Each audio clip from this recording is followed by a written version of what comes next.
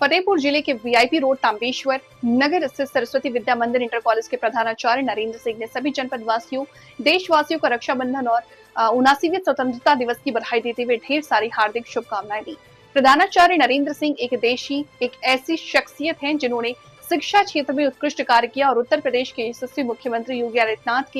जी के हाथों द्वारा सम्मान प्राप्त किया। उन्होंने रक्षाबंधन एवं स्वतंत्रता दिवस पर प्रकाश डालते हुए सभी छात्र छात्राओं को जागरूक किया। नरेंद्र सिंह, प्रधानाचार्य सरस्वती विद्या मंदिर inter college VIP road Fatehpur. आज का दिन भारतीय इतिहास में अमर है। देश के स्वाधीनता संग्राम सेनानियों ने काकोरी स्थान पर ट्रेन में जा रहा खजाना इंग्लैंड के लोगों का उसको लूटकर देश की आज़ादी में उसका उपयोग किया था। इसलिए काकोरी कांड आज सारे देश में मनाया जा रहा है। और कल हमारे देश में मनाया जाने वाला प्रमुख त्यौहार है रक्षाबंधन, जिसमें रक्षा सूत्र आदिकाल से ही सबसे प्रारंभ में इंद्र की पत्नी सची ने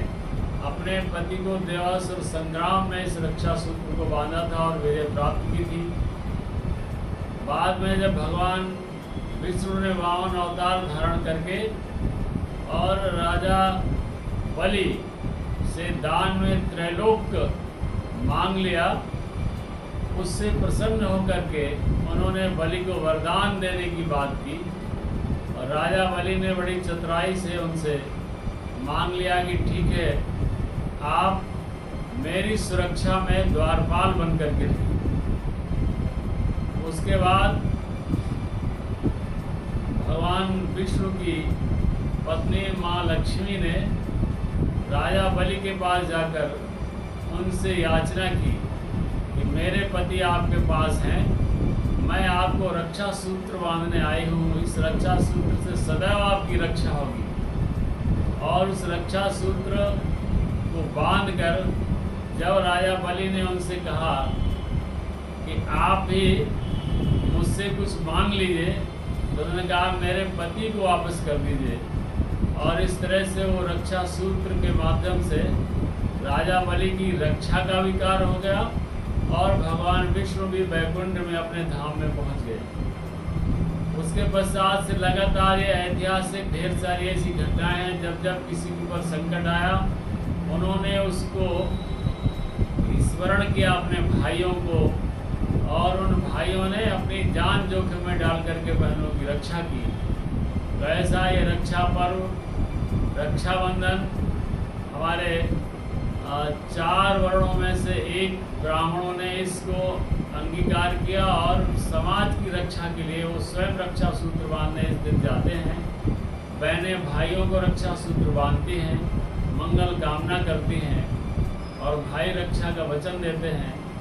तो इस रक्षाबंधन पावन पर्व पर विद्यालय परिवार की ओर से इस नगरवासियों को ढेर सारी शुभकामनाएं। और आगे आने वाला हमारा स्वाधीनता दिवस, इसमें हमारे देश के स्वाधीनता संग्राम सेनानियों ने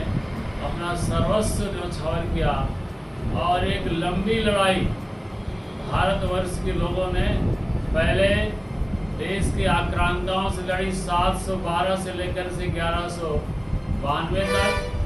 और उसके बाद 1192 में जब पृथ्वीराज के पराजित होने के बाद जितने भी धर्मियों ने यहाँ पर शासन किया उनसे लगातार संघर्ष किया। और एक समय ऐसा भी आया कि दक्षिण में महाराज शिवाजी ने हिंदू पातशाही की स्थापना करके मुगलों को परास्त किया। इधर बुंदेलखंड में महाराज छत्रसाल ने मुगलों को परास्त करके एक स्वतंत्र बुंदेलखंड राज्य की स्थापना करके एक बार फिर से संपूर्ण भारतवर्ष में एक हिंदुत्व की लहर और स्वाधीनता के प्रति लोगों के मन में सम्मान का भाव जागृत किया। किंतु दुर्भाग्य ने ये साथ नहीं छोड़ा और हम लोग फिर आपस में बटे और उसका परिणाम ये निकला कि हमको बांट करके अंग्रेजों ने भारतवर्ष में जो व्यापार करने आए थे उन्होंने शासन किया। और जब हमारे देश के लोगों को ये जानकारी में आया कि ये इंग्लैंड के छोटे से देश के लोग थोड़ी संख्या में यहाँ पर आकर के हमारे यहाँ अन्याय अत्याचार कर रहे हैं, तो फिर से एक बार अंग्रेजों के विरुद्ध महात्मा गांधी के नेतृत्व में, पंडित जवाहरलाल नेहरू के नेतृत्व में, बाल गंगाधर तिलक के नेतृत्व में और इधर क्रांतिकारी सरदार भगत सिंह, चंद्रशेखर आजाद, बटुकेश्वर दत्त, उधर नेताजी सुभाष चंद्र बोस के नेतृत्व में पूरा भारतवर्ष एक बार फिर से उठकर खड़ा हो गया और हमारे देश ने पूरी शक्ति के साथ अंग्रेजों का विरोध किया और उस विरोध का परिणाम ये निकला कि कुर्बानियाँ तो दी, किंतु 15 अगस्त 1947 को हमारा देश फिर से स्वाधीन हुआ और आज हम देखते हैं उस स्वतंत्रता संग्राम का परिणाम कि हमारा देश आज सारे संसार में एक सम्मानजनक स्थान प्राप्त कर रहा है और हम